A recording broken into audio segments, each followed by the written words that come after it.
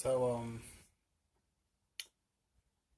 the last video that I uploaded, just want to say first of all, hi everyone who's been keeping up and checking in on me and checking out the comments and stuff like that. That's been really cool.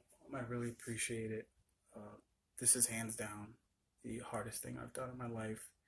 I know I was apprehensive to say that the last video, and then I finally did admit it, but now it's without a doubt probably one of the hardest things I've ever. Not one of it is. um, the last video I uploaded wasn't part of the series. I just explained like one of the most horrifying symptoms of this whole thing. Uh, I might look a little better or something like that because I'm currently somewhere else. I'm not in my apartment with my cousins and stuff. I'm across town dog sitting um for a family member. So I thought, since my sleep schedule was so messed up, that I would record around this time and talk about some of the stuff I've been facing. Talk about the symptom that I had mentioned when I uploaded, that I described, and if it's gotten any better, and it has. It's gotten a lot better. It's and what I think that symptom came from. Um, One of the things I just wanted to start recording for was to be able to vent in general. I was pretty optimistic with a lot of the things that it's cold. It's really cold. It's windows closed. Cold. So pardon me. One of the things that I wanted to mention in this video was how, again, I just don't want people to feel alone. So when I share symptoms and stuff like that, that's a big thing for me, is that people to understand that they're not facing something that um, that's never been faced before, or that they don't feel completely alone in their heads, especially when you feel as far gone from reality as I have. Um, One of the scarier things about this whole thing is that just when you think something is done, just when you think you have like a moment or window where you feel completely normal, or you feel even somewhat calm, or you have even a few minutes to be able to fall asleep, that something else comes along and something else bullies its way in, and it's like the symptoms just don't relent, and you get so disconnected from things. And when you finally have a moment to pull yourself from reality, like if you're suffering from derealization and depersonalization, that when you at last do, there's something else there, something terrible. It's not like, hey, I came back from my derealization or depersonalization episode and now my skin's burning, which is terrible. It's another thing to deal with. But what I mean is mostly, like, hands down, the hardest symptoms of mine is that one of the balance um, symptoms that I've always had, well, not symptoms, one of the issues with my balance I've always had since I was maybe 10, 11 years old, is exasperated because it's wintertime and because I'm already disoriented and I'm oversensitive to things. So when I it's like there's like there's something always going on. So for instance, I went out today to visit my aunt and uncle, uh, because I was done here for a little while. I'm actually staying here for another few days, and as soon as I stepped outside, it felt a little better. As soon as I took a dose of the Xanax, as is per the schedule, I felt better. And as disoriented as I was when I finally got there, because I live in the town over, um, I was able to sit down and talk with my uncle. He had heart surgery, and get lost in the conversation so much that I felt almost completely normal and not questioning things and existence and stuff, and derealizing that for like the next, I want to say, 2 hours, I felt almost, it was wonderful. Now, it felt like I was just dealing with the things I dealt with before this happened, before I felt disconnected from reality or felt unfamiliar and stuff like that. And that was great. So I got home. My sleep schedule is screwed. So by the time I got home, I was really sleepy. It was like 3 o'clock, 4 o'clock in the afternoon. And I laid down, I slept, and I got up, and I didn't feel terrible. So I was able to get to sleep with enough focus and focusing so that dizziness isn't an issue. And I buckled down, and I slept for like 7 or 8 hours, which is great because Lord knows, and anyone watching this knows, we can't sleep for shit during this. So if you can, great. That doesn't mean you're doing any better than anyone else. It's just, we got to take our victories, count our losses, and use everything to measure up.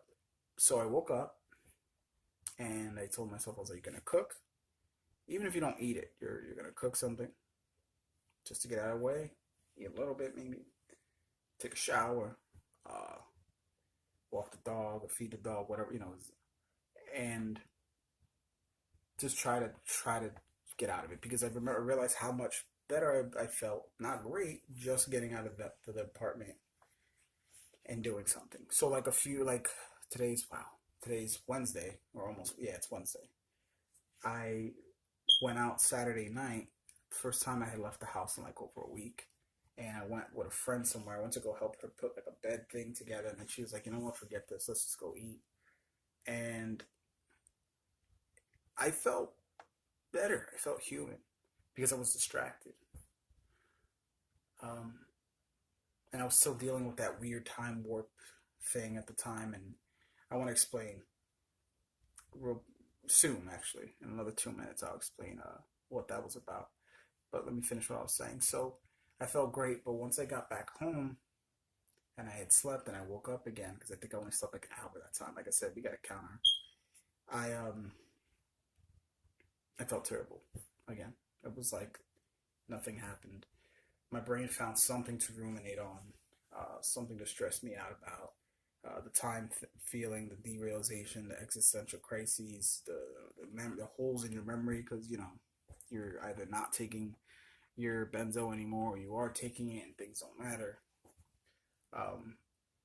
But when you take the benzo, you're not as scared or nervous, when you're not tapering or whatever. And when you're not, you focus.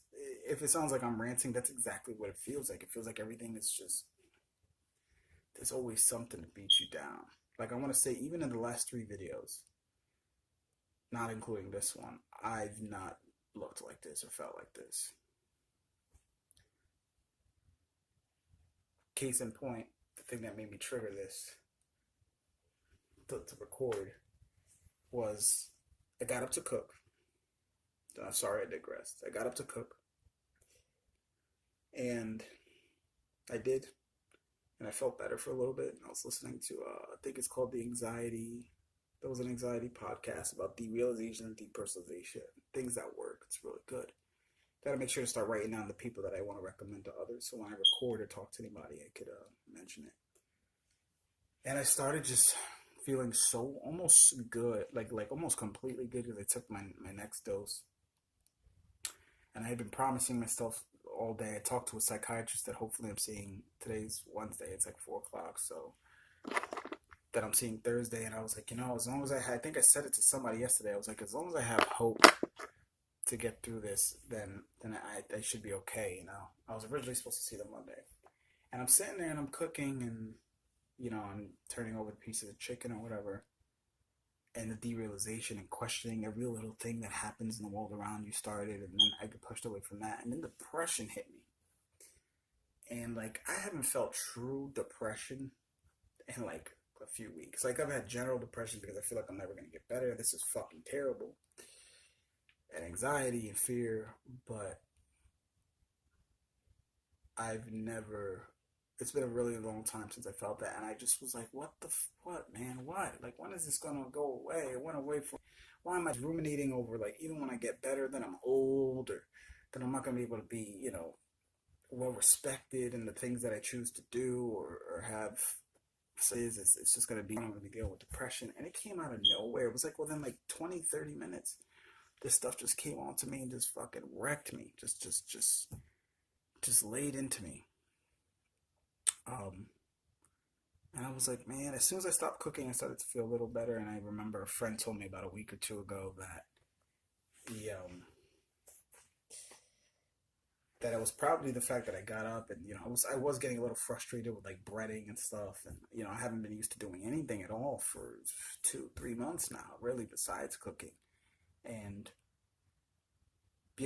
the dose that I took, it's just Xanax. I was used to Valium for years, which just, calmed me down for most of the day, if not all of the day. And when annoying things happen, they happen, and I just blew past them. But the point is that it feels like there's always something with this. And even when I felt okay, it felt like there was something else waiting there for me. And I gotta be honest, I thought about suicide. I did. I've been thinking about it a lot. I just don't think I will ever act on it. I don't feel like I would. The problem left. I don't feel like that now, so you gotta worry. Um, and that was another problem too. Was that when I was sitting on the bus, the derealization. I was like, everything is a journey. You want to get through it as best as you can, slowly, or quickly, but it's not going to be quick. It's not going to be quick to get through this. You have to take it a day at a time. Like I try to measure it like this. Yesterday, I wouldn't have thought that for even a minute I would have been able to freeze. Oh, I thought it froze. Sorry. Just yesterday alone, I would have never thought that until I stabilized the Valium, which I'm really looking forward to because I'm gonna feel 100 times better. I know it. I just have a reaction to it that's much better than any other benzo. I couldn't digress again. I couldn't imagine yesterday alone feeling as good as I did for even the 2 hours I did after I saw my aunt, my uncle. When I walked out of there, I couldn't believe that I was feeling normal and okay. And derealization was still there. My mind was still ruminating a little, but I wasn't anxious. I didn't feel as disoriented. The problem I have with my ear and my equilibrium and stuff kind of just went away almost completely. It was really cold outside, but I felt like a normal human being. And I got on the bus back over here because it's literally like a straight ride over like miles. I would have never thought that would have happened. So I had to tell myself, like, look, there's going to be moments like that where you feel completely hopeless. And there's going to be moments like there was in the kitchen just now where I felt like there's stuff that's never going to go away. Right now, this is what I want to tell anyone who's watching this, because it's not just 13 or 14 minutes of me telling you how terrible things are. It's going to get better. It's going to get so much better that you're not going to remember this. You'll remember it in the sense that you can look back and know that you were in a horrible time in your life and you can help others and tell other people. But you're going to feel human again. Things are going to make sense again, because that's what it's like. It feels like to me. Nothing feels familiar. Nothing feels real sometimes. Things get better. And you have to take time. Sorry, I'm very disoriented right now. You have to take time, which is, I know, saying a lot or asking a lot, to focus on the few things you have that are good. The last time and it's hard to remember the last time you were good when you feel like this, because it's like you don't think you were. But there was, because you wouldn't be going through anything right now or feeling bad if you didn't have good relativity, So as silly as that may seem, that's what you have to do. And you could see if you watch my last 2 or 3 videos, again, I'll repeat myself. And look at me now, you're probably like, geez, he looks terrible. My birthday's in a few days. I can't even begin to imagine feeling better the way I want to celebrate my birthday, which is just really be with family. And there's so many video games and stuff that I have to miss out on. So many just simple things because I lost. I can't do anything. I'm just constantly dizzy and sick. Don't feel connected to anybody or anything. It's just, you have to tell yourself that you will be okay again. The greatest part of my last 2 or 3 months, it's been 2 times, and sad to say, I gotta say they had to do with taking a benzo, not more than I should have been or anything, not reinstating or updosing, but the fact that they did help me, feel normal again, both times in like the last 2 or 3 months. They were such simple things. Like I had to get change for the bus to get back here, and I bought like 2 bags of like chips, small bags, because I was so hungry from feeling so good again while I was getting change that I just wanted to feel, and I did. I was fine. The food didn't really mess with me or anything like that. I felt like a normal dude for at least an hour. And it's such a simple thing. It's like, damn, all I did was eat and walk to the bus. And I felt fine. I saw my family. That was great. That got me through it. My uncle's fighting, man. He's a fighter fighting through a heart surgery. And you tell yourself, you're like, that's dumb. It's like, it's not dumb because you felt good. It was a simple thing. And the other time was like I took Valium when I had it at the correct dosage. I found stabilization. Unfortunately, I couldn't stay there because I didn't have any more. And all I wanted to do was watch TV and eat pizza. Like I watched my cousin play a video game or something because I was already so tired. And then that's really it. It's wild. It really is wild. What you have to appreciate, what you learn to appreciate once you finally start feeling this way. And it doesn't matter if it was literally you picking up a coin and flipping it and talking on the phone with somebody or looking, having a funny conversation or watching a funny stand-up set. Those are the moments where you were normal, you were okay, you were happy even outside of this, and you have to hold on to them. You have to remind yourself, like, you're not going to be this way forever. I thought I was going to be feeling what I felt in the last video forever, and it's gone away mostly. It's mostly, this is how I wanted to finish the video because I know a lot of people were able to. 2 things. 1, I want you to remember the good moments, okay? That's what's going to get you through this.